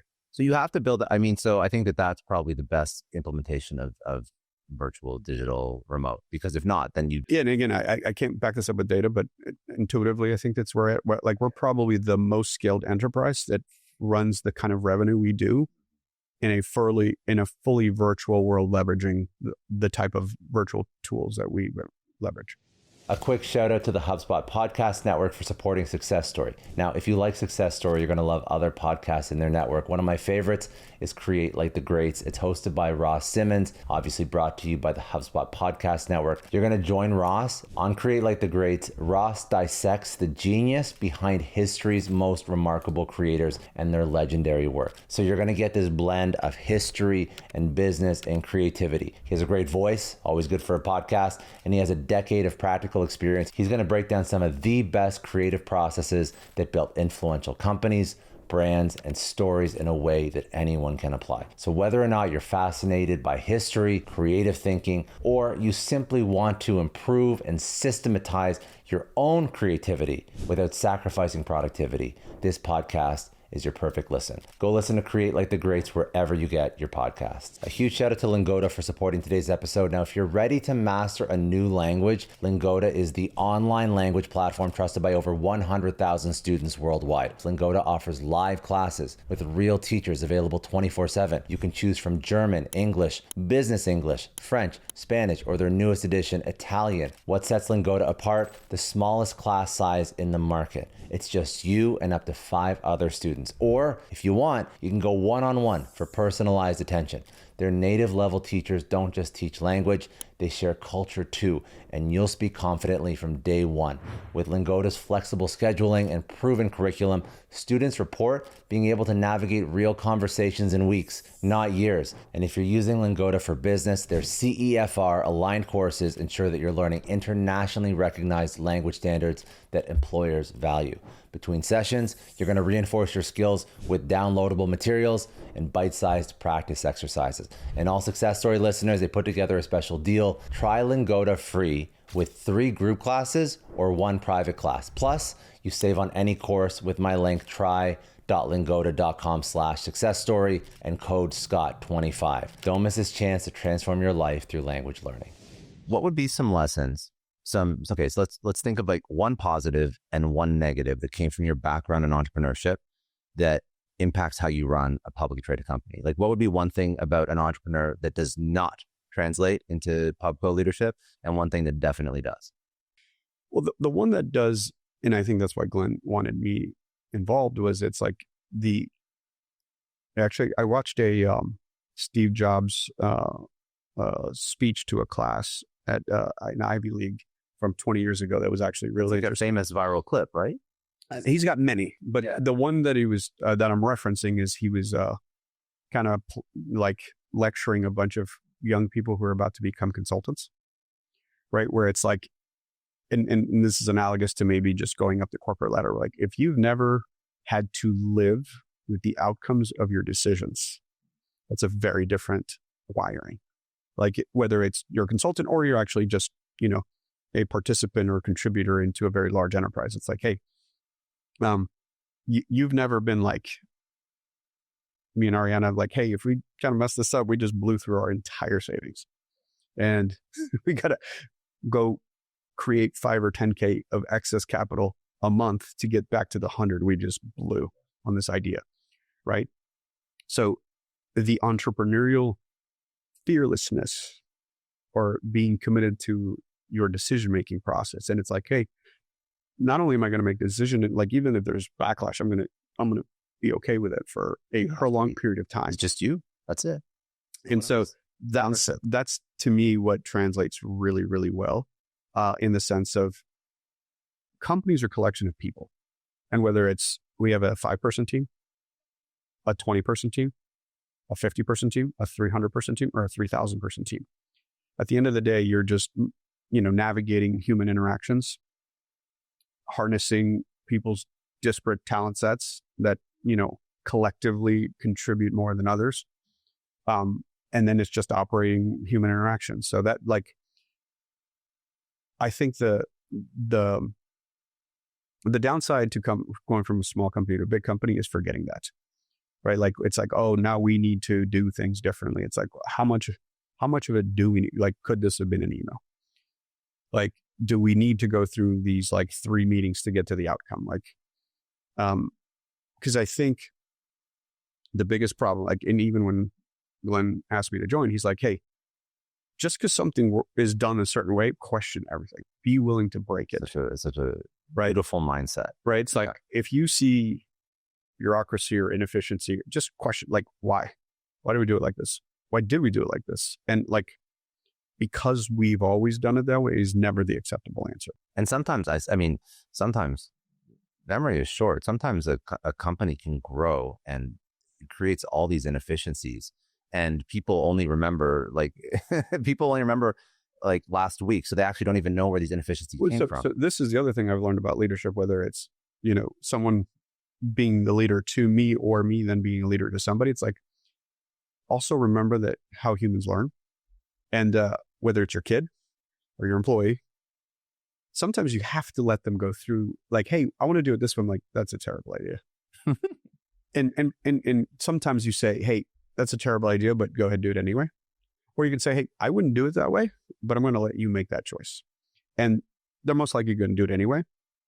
And the decision tree is like, how detrimental is this learning experience for them to our enterprise? Like, if it's no big deal and they get to, like, I said my piece, it wasn't like I hung you out to dry. It's like, hey, I don't think it'll work because, I've tried it 10 times the last 15 years and it's never worked, but go ahead. As long as it doesn't detriment the enterprise at scale. No, it's going to be a learning experience, and they're going to be and like even me getting more educated person to EXP, I was like, Glenn, I want to do this. He's like, yeah, it's not going to work, but if you think you can do it, go ahead. And then like 3 months later, exactly what he said was going to happen. I'm like, okay, I get it.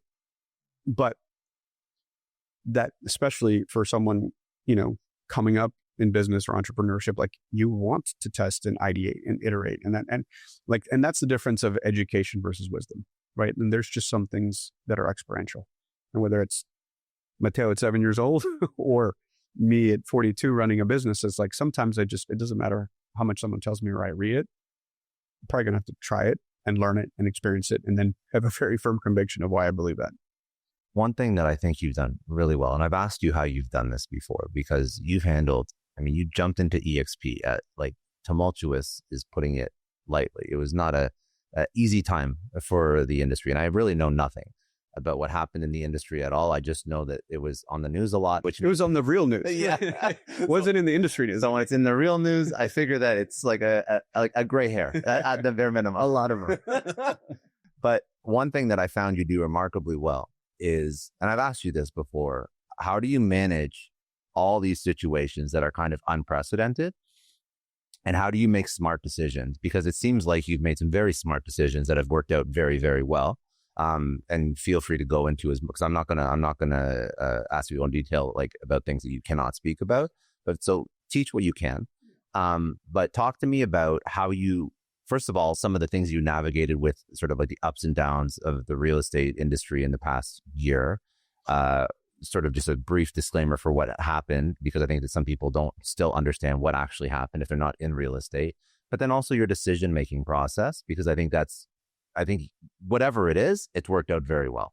So, yeah. So again, going back to like boiling down to like, what is the downside if something happens versus something doesn't happen, right? So specifically you're referencing some of the decisions you make, there's massive downside. Yeah. So the specific thing you're referencing, there was a class action lawsuit basically against the industry, right? So the National Association of Realtors and then co-defendants, the biggest brokerages, including us. And so there was massive litigation, in which ours is still not personally settled, so that I can't speak to the specifics on that. But through it, there was some moments in time where it was like, hey, I need to go live in a couple hours and make some very big decisions on behalf of our agents and potentially the industry. And so just like everything else, it's like you have to have a decision tree, right? Like there's the stuff that like I'm going to make a decision in a vacuum, whether it's myself and a couple of the leaders based on my collective journey. And that's actually why you end up in leadership, where you're willing to make that decision and live with the good or bad outcome as the owner. Which is why that entrepreneurial experience definitely helps. And so that one that's the wisdom part of the journey, right? Where like, hey, when I was 22, I was just not equipped to make that decision. And then as I've gotten older, it's also understand that like you're not the only human necessary to make the decisions. Be as open as possible to many input points as possible. And so then it's like outside counsel, inside counsel, top, leaders you trust that are experts in that domain. And then also saying, okay, what's the worst that can happen? What's the best that can happen? So for us, it was our industry collectively chose to be quiet, retreat, let attorneys speak on their behalf, and kind of like batten down the hatches and jump in the foxhole. Versus that one weekend where it was very pivotal in our industry. We were on with general counsel, we were on with Glenn, and I said, hey, I think I need to get very loud and become the calming voice for our space in this moment. And more importantly, what was the signal that made you think that? The hundreds of text messages and emails that I received from our people with genuine fear in their voice. Like, I'm not sure I'm going to be able to feed my family, and I'm the breadwinner. I can't sleep. Like, please tell us what's going to happen or what we need to do next. And so that was one of those where like, I told Glenn, I was like, I think we need to get really loud. But like, if I get really loud, I could affect our negotiation position. I could affect our outstanding liability. And that's, I can make the decision of like, I think this is what we need to do. But at the end of the day, you're the majority shareholder. What do you think we should do? And to his credit, he said, get as loud as possible and we'll deal with the potential up or down, because that's the calming voice for our people. And like the leadership position is more important than the downside. So every problem that you solve is looked at through the lens of agent first. This is who we serve. So that is the exact tagline that is his North Star, right? So like, again, and for me, I've always been the founder CEO. So, right, this is a different role where it's like, I joked with him. I said, I get to be the fun uncle, your dad. Then, not that long after he gave me the dad role. Yeah, he gave you the dad. But the difference is it's, I've never had a job, and I was like, hey, I'm not sure I know how to have a job. He goes, it's super straightforward. I only have one North Star, and it's, I want to build the most agent-centric real estate company on the planet. So that's the prism that we look through every single thing. And it actually makes it very simple, right? So it's like, if I'm stuck on a problem in my head and I'm like, should I be building this? And it's like, am I solving this for the right ICP? And sometimes I'm not. It's like, oh no, I'm trying to attract independent brokers. Well, that's not my ICP. That's not who I'm building the company for. It's for the actual agents who are here, or maybe the agents I'm going to compete with him for or her. So at that point, it's like, as long as I remember what the North Star is, it actually makes the decision-making process very simple. So in these moments where I've made very bold decisions in the last 12 months, like we made one about changing policy company-wide that ended up in the news. And it was a rough couple of weeks. And I remember one day I was quite stressed out about it, and Ariana could tell my face, and she goes, "But are you right?" I said, I'm more right. I feel more right in my head about this than just about anything else. And she's like, "Then see it through." And in a couple of weeks, the chatter quieted down. And a couple of weeks later, just about every other major company followed our lead. And like a couple of months later, entire states are adopting our position. So, it's like, did you die? Do we have the ability to recalibrate and change our position? Yes, we do. And so, and again, if the prism is this the best thing possible for the people I serve? Then it kind of makes it super easy to go down the decision tree. So 2 thoughts. First of all, super important to have a supportive partner when you're making these tough decisions. I think that's like half the battle in entrepreneurship, to have somebody who's like, just like sort of checking you and checking your thought process. I find that to be one of the most, I mean, Gina is, again, like you with Ariana, is one of the most important pieces of my life. Like, I tell young people, I said, the person you marry will dictate most of the happiness in your life, because whether you choose to have them be your business partner, like I have, or not, it's still like the entrepreneurial ride is a hell of a roller coaster. And so if your other partner, depending on who's on the entrepreneurial side of the spectrum, is not prepared for that, or is not comfortable with that risk, it's going to create a lot of friction. And whether you're doing it together or one of you is the entrepreneur, you need somebody. Like, I remember in the toughest moments of Remine, because there was lots of ups and downs, is like we took turns being the one freaking out and crying, right? Like our rule was like, we both can't cry tonight. Like, it's your turn to cry and I'll be your rock. Yeah. And the next day it's my turn. And so you have to be able to have those very clear boundaries of support system, and like even be okay with like, hey, you might need to go get some advice from somebody else, because I'm going through it too as well. So, and then just having super open communication. That's so smart. Everyone who I know who's built anything meaningful, I mean, you can't have any trauma or stress in your home when you're trying to build, or if you do, it's just going to make it 10x harder. So I think that person is super, super important. No, my second thought on sort of that decision tree framework that you just discussed, what would be, again, just sort of trying to pull out some lessons for people that are trying to understand how they can apply what you've done to their own story. So you have your ICP, you have your avatar, you have your lens that you look all these problems through. What would be some other just thoughts around a decision tree framework that someone listening to this can apply to how they navigate in their own business? The first one, and the simpler one that I think most people overcomplicate, is decision fast. Especially, like, we're not talking about like industry changing hundreds of millions of dollars liability. Like, I'm just talking about like the amount of people I see get stuck in paralysis by analysis at any facet of business building is the most dangerous one. Like, I think aim, shoot, readjust, aim, shoot, readjust is so much better than aim. Let me get it perfect. Like, let me get the best copy. Like, just get copy out there. If it sucks, the market will tell you, because you spent $100 and nothing happened. Then you adjust the copy a little bit, or have 10 versions of the ad, which now you can ask AI what's going to work better.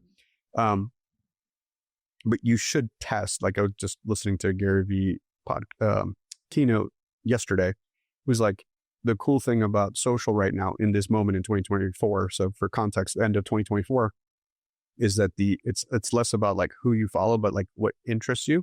So like if a organic post gets a lot of engagement, then turn it into an ad, right? Versus like if an organic post gets 0 ads, you're missing the message. Yeah. I mean, this is half of my content strategy. So like I have my testing ground is like Twitter and Threads. I can put out 10 ideas a day, and I can in under an hour, 2 hours, I can immediately see feedback from the market, from the audience. And then I'll turn that highest performing tweet into it. Well, I don't run a lot of ads, but I would turn it into a newsletter, into a solo podcast. I mean, there's all these different signals you can look for. I think that's actually very smart. I mean, it's so funny how people don't, like, there's so many ways to test for free. your marketing, and people don't take advantage of them. And they, for some reason, think that all that great organic social they're putting out has to be different from all the ads that they're running. I mean, we can talk about like why companies suck at marketing all day, but that's besides the point. But no, I want to just sort of tie a bow in like sort of the EXP and real estate conversation. What would be some views that you have on the future of real estate that may not be popular views or maybe like against the grain, things that you think are going to change that the rest of the industry, you're going to be making predictions now, and hopefully we can like clip this in like 5 years from now and be like, oh my God, look at how right Leo was. So what are some things that you believe that are not like generally accepted right now? So answering that question is probably a little different than you would probably expect me to say it, because I've actually been in the business long enough where I've seen probably two big shifts. The first one was high-speed internet, right? So you're dating yourself, dude. Very much, very, very much. So I got licensed in 2002. But like for the folks who remember that or not are young enough, like high-speed internet was not something you had at home. Like the first plugs for high-speed internet went directly into office buildings because that's where they were necessary. So like the first up and down. So the real estate industry evolved from books where they were dropped off once a week with all the listings for sharing of properties to these like portal mainframe things you would log into for the first versions of MLS where you can actually browse from home. So like you had to physically drive to the, kind of like why EXP never was invented previously. It actually was the catalyst of the combination of the two things I'm going to talk about, where I remember seeing the acceleration of a real estate transaction. So when I started selling real estate in 2002, the fastest you could sell a house if you were lucky to get like an offer was like, if it was a hot market and there was a lot of interest, it would probably be about a week. Right? Because I had to log into this portal, hit print, call a bunch of landlines, leave a bunch of messages. People would call me back. The seller, I would tell the agent when I wanted to see the property, they'd have to call the agent on a landline, get a call back. It'd take me like 2 or 3 days to schedule a showing. Then I'd have to drive back to the office. I'm really dating myself. These contracts that had perforated ripaways, and one was white, one was pink, one was yellow, and I had to press hard in blue ink and rip it apart and either hand drop it off or stick it in the fax machine, hope the fax machine didn't eat it, which it did half the time. Then I had to go get another one and start over. And so like the best case scenario, it was like a week or two on a hot property. The internet sped that up quite a bit because I could now do that from home. And then like that just accelerated everything. And then the second accelerant was about 3-4 years later when the iPhone came out. Right? The true smartphone where it was like, oh, I can just call the agent. I can just look up the same MLS information on my phone. And so now the agent can answer emails while they're showing a house as opposed to waiting until they get back into the office or. Exactly. So today, if I list a house that's hot, it will be syndicated to hundreds of websites simultaneously, which will trigger safe search criteria that will notify via an app. And the consumer can now collaborate with me through a shared calendar and schedule the showing directly if I'm available. We could physically both be available and see that property within 1 to 2 hours. And then the agent can write up a contract on their phone, get you to digitally sign it with a digital signature tool, and it's delivered within hours of the property going live. So the two transformative accelerants I saw, one was high-speed internet and then followed by mobile.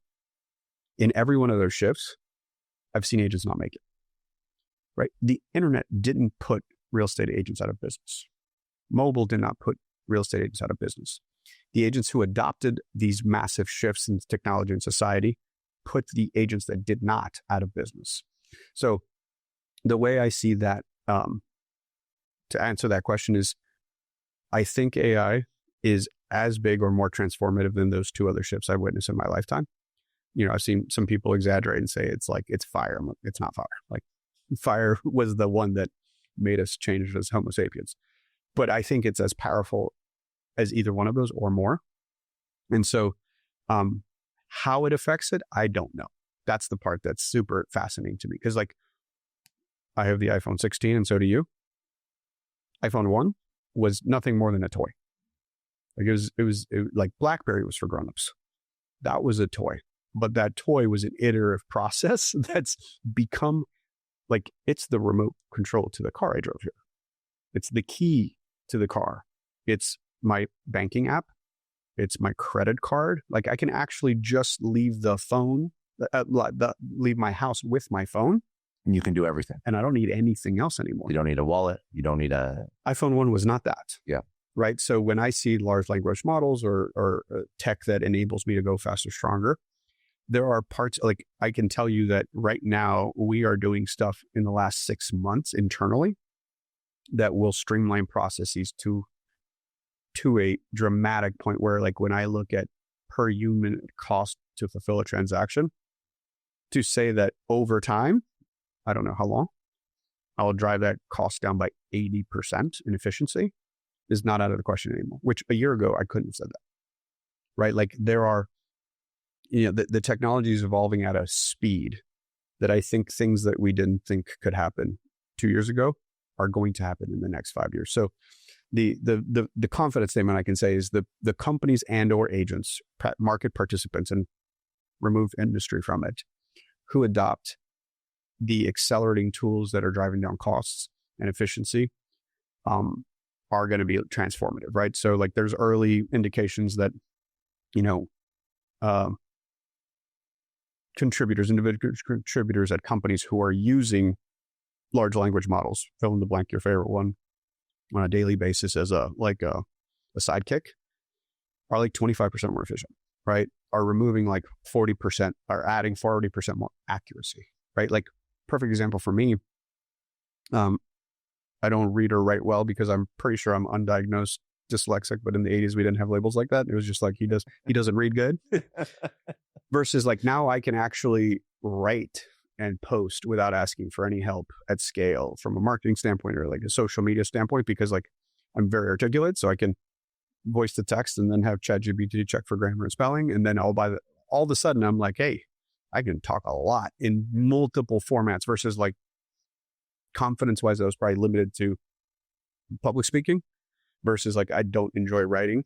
Because now you can have a newsletter and you can translate that newsletter into multiple languages, and it's all you. And I can I can write what I'm trying to communicate, and I can say, hey, change the tonality for LinkedIn versus Instagram versus, like, and it's like, all of a sudden I'm a marketing genius, but it's not like, write me a post about this. It's like, no, I wrote the post in my own voice. And, like, one of the things is, like, learning to use the technology correctly, in the sense of, like, my prompts say, proofread for spelling and grammar, but keep my tone and voice. I train. So whenever I use any sort of LLM for content, I actually train it on pieces that I've written myself, so it knows my own voice.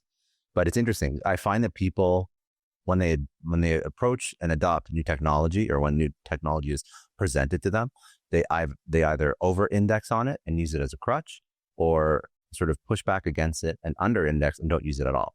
And I think the actual answer is somewhere in between, in the middle, where you use all these tools to just optimize and improve and help. But ultimately, none of these tools, especially in 2024, can replace a human. If I just say LinkedIn post, add copy, newsletter, copy for a listing, whatever, on ChatGPT, copy for a listing, actually, it's a pretty rough listing, so maybe it would do better than some. But for the best in class, which is really what everybody wants to be, nobody wakes up and wants to do a shitty job. If you use these tools, it's the first step in a creative process, or it's the first step in whatever you're trying to accomplish. But now you can spend your time and your energy to take it from just okay to exceptional, because you're applying that human touch to it, as opposed to doing the bullshit, really difficult creative work, the first concept of creative work, or the first draft of something. Like, that's what ChatGPT, with all these different LLMs, allow you to do. It allows you to spend time focusing on the things that actually matter. Well, and where I would say to people, especially living through a couple big shifts, it's like, whatever is in year 1 or 2, it's like, ultimately that might not even be the highest and best application of it. So the suggestion is to play and test and try stuff. So it's not just like, hey, it's not just for writing. It's like, you and I were out at a restaurant, and I took a picture of the wine list and said, hey, for price and value and quality, pick a big bodied red for us. Yeah. And it did, right? Yeah. And it was like, order that one. And we were both pretty happy with It was great. Yeah. Yeah. right? And so you can actually just snap a picture of an image and ask it to do analysis. And like, funny enough, you were pulling out your phone to start Googling, and I was like, I beat you. We're ordering this one. Yeah. No, it's, listen, I think that in all industries, people get nervous about AI because they're going to say, well, okay, so now the seller can do X amount of research on selling their home and they don't even need an agent anymore.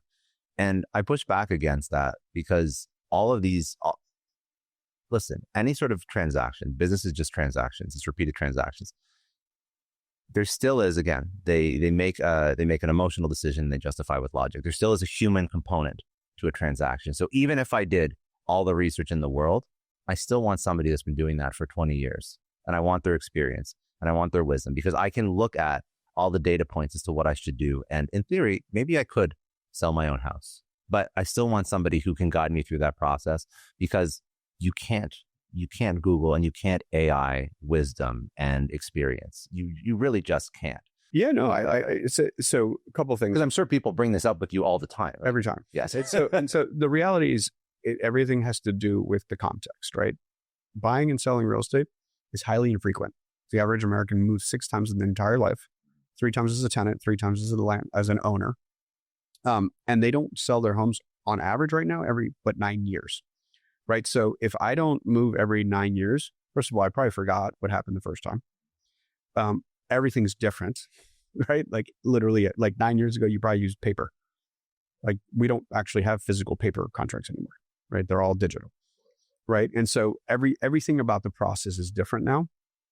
And it's full of friction. Like it's buying and selling a house, and not from the practitioner standpoint, but literally from like transferring title, indebting the property, taking an insurance policy, making sure like getting insurance in South Florida. Did you get wind and flood, right? Like it's not a simple process and it's full of friction and it's highly emotional because one thing is like, hey, I'm buying a business on behalf of my company as my job versus it's like, hey, this is where I'm going to raise my children with my partner and this is going to be home. It gets highly, highly emotional. So the analogy I always give in today's world that I think is super applicable is how we learn. YouTube has democratized learning in a way that's never been done in human history. And I'm a huge fan of it. Like I learned to cook different things, or I basically learned to spearfish watching videos. But at the end of the day, like once I jumped in the water, I wanted to go with someone who'd done it before, who knew what to do. And the best analogy I always give people is today, if I were to want to summit Mount Everest, I would do a lot of research on the internet. And, I could get all the training videos. I could watch the how-to videos, like don't do this, don't do that.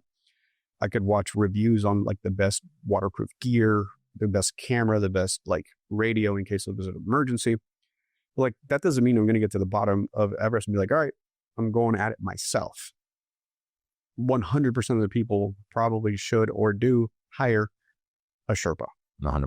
Who was born and raised and has done it 400 times, right? So like that extra layer of like, you want someone to hold your hand and go, that's not a big deal. Let's just hang out. It'll pass.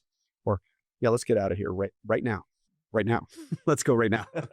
So, and then I think that's what an expert guide does on any difficult, high friction transaction, right? Like the promise that like we would have gone the way of the travel agent was a fallacy in the sense that's a highly commoditized, government regulated, pork belly, if you will. It's a commodity versus like, hey, real estate is hyper local and there's nuances to neighborhoods from like the school, the zoning, what you can and can't do. Like, is it an HOA? Is it not an HOA? Like I don't know what I don't know about something super expensive that I only do a couple times in my life. I want to finish this up with just some last sort of words of wisdom from you, because I pulled some sort of core entrepreneurial beliefs that you have. And you can just sort of like rip through these and give just a couple thoughts on why you believe these things. So I think these will be like great little reels. We'll clip them out into sound bites, but I love sort of all these ideas. So let me just go through them and tell me just a couple words about why this is so important for an entrepreneur. So first one is success comes from consistency rather than special talents. So how do you want me to respond? Do you want me to repeat it? No, I mean, no. You don't have to actually format it for reels. We do have good editors. No. Just why are these so important? I'll read through them and just tell me in your mind, why is this good insight for an entrepreneur? Yeah. So the first one is success comes from consistency rather than special talents. I think so much of the world assumes that when you see someone talented, that we're gifted. And even entrepreneurs, it's the exact same way, like not using, like those are filler words that I beat out of my own communication style through lots of reps, right? Repetition is the best teacher. And, whether someone is extremely talented, they will almost always get outworked by someone who's consistent. And I think that applies from, sports very easily in your head, but everything in life is like that. I love that. Why should you focus on operational excellence and removing friction? I go back to the analogy that I said that most human beings don't give themselves enough credit as a super sophisticated consumer. I obsess with operational excellence and removing friction because I think that's the goal of entrepreneurism.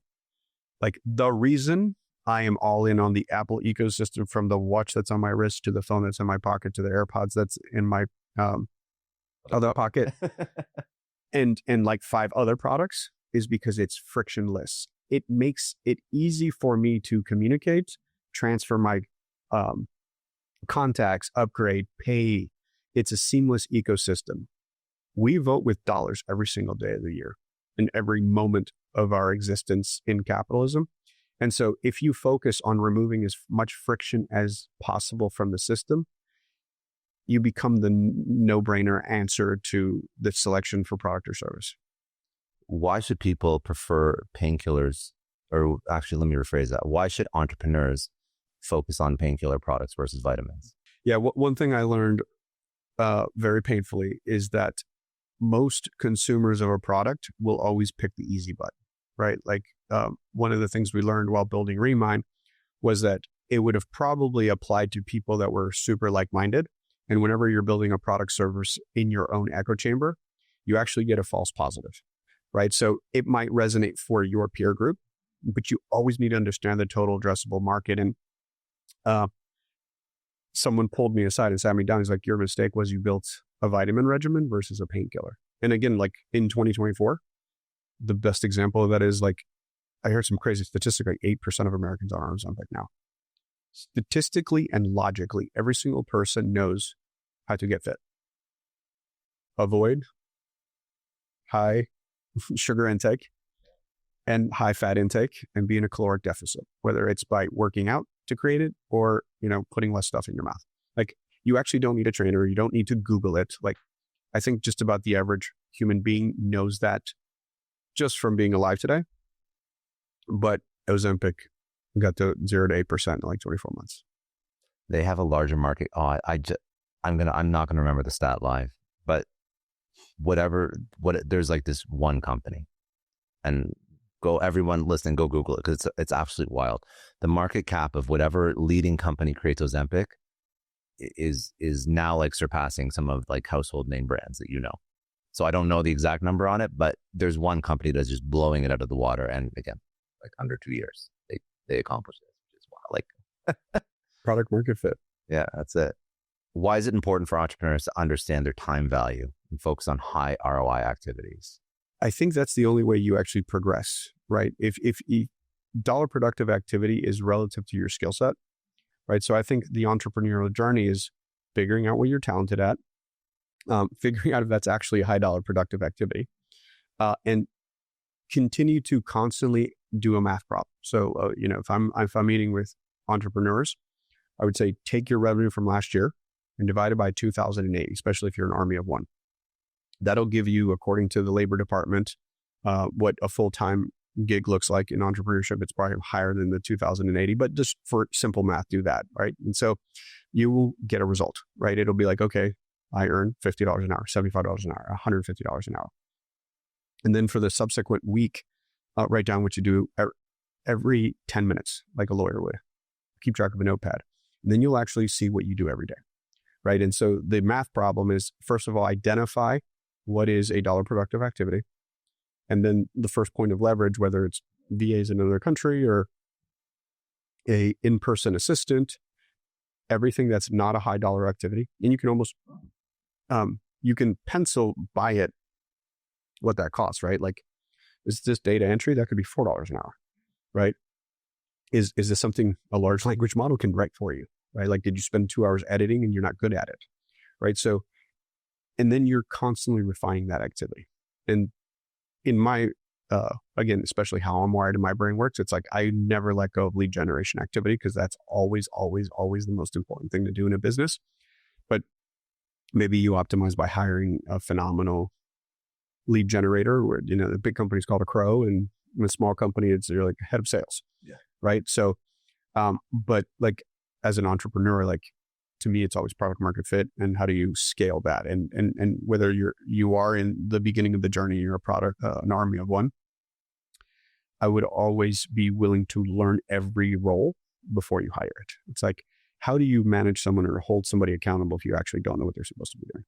What would be, you know, it could be one last insight, one last word of wisdom, or even like a question I should have asked you that I didn't. What would be one last thing you want to leave with the audience?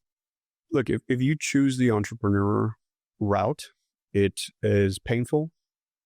It can be very lonely at times, but the reward of just the experience has been one of the, you know, outside of being happily married and having children, like the best experiences of my life, right? Sometimes I describe it as oversimplifying it to my highs are higher and my lows are lower than most people can imagine. But it's that, for me, it's been a different form of like artistic creation, right? Like building businesses can be a very creative process that is very fulfilling. I love it. Okay. Where should people connect with you if they want to? I mean, obviously you have the eXp website, but where do people actually connect with you? Instagram. By the way, you have a podcast. I found it on the website. Ours is targeted to realtors. And you know what I try to make sure to showcase is that 0 to 1 process for realtors. Because I think a lot of people come into the space and the failure rate for realtors is very high, right? So it's 66% in the first year. Most realtors don't make it to year 5. Like 90% fail within 5 years. So, you know, one of the things I try to always show them, it's like, how did you go from 0 to 1 in our world? And not overcomplicate it and get yourself out of the way. But the best ways to connect with me are on Instagram, LinkedIn, Facebook. Okay, cool. We'll drop everything in the show notes. Last question I ask everyone. You know, you've had multiple seasons to your life. If you look back and you want to define success, like what does it mean to you right now? Right now is being able to spend time with the people I care about.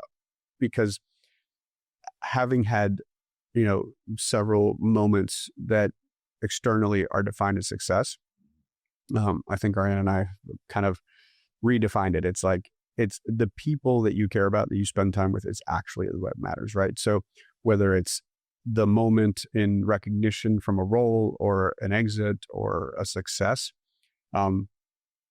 what you learn over time is like a lot of that fades.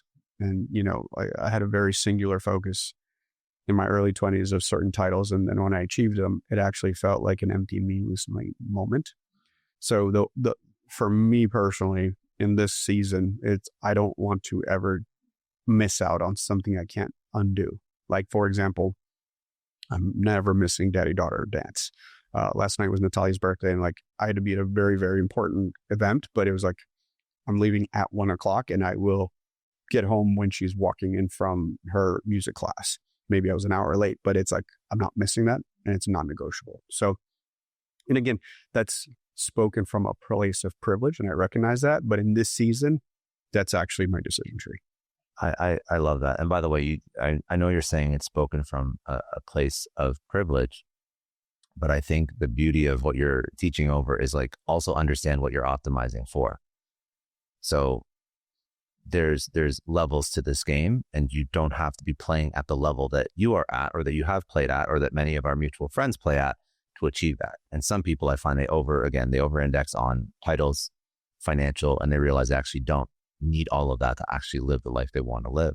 So I think that even when you're young, just starting out, or if you aren't where you want to be financially, like understand where you want to go and optimize for that. Don't always optimize for what you think success looks like. I think that's very important. And the only downside to that, because I completely agree, is you don't know what you don't know yet, right? So most, like, the rigor of which we protect our time is only from the wounds we created from not, right? Like Ariana and I spent years where I was on the road for 200 days and she was on the road for like 150 days, like years where we missed stuff. Like we don't remember certain moments. Like, did we even go to that? Like, did we even see that?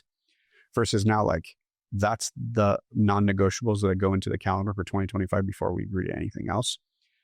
And so, and that's, there's another quote that I love. It's like, youth is wasted on the young. Like you can tell, like I was given very sage advice many times in my journey.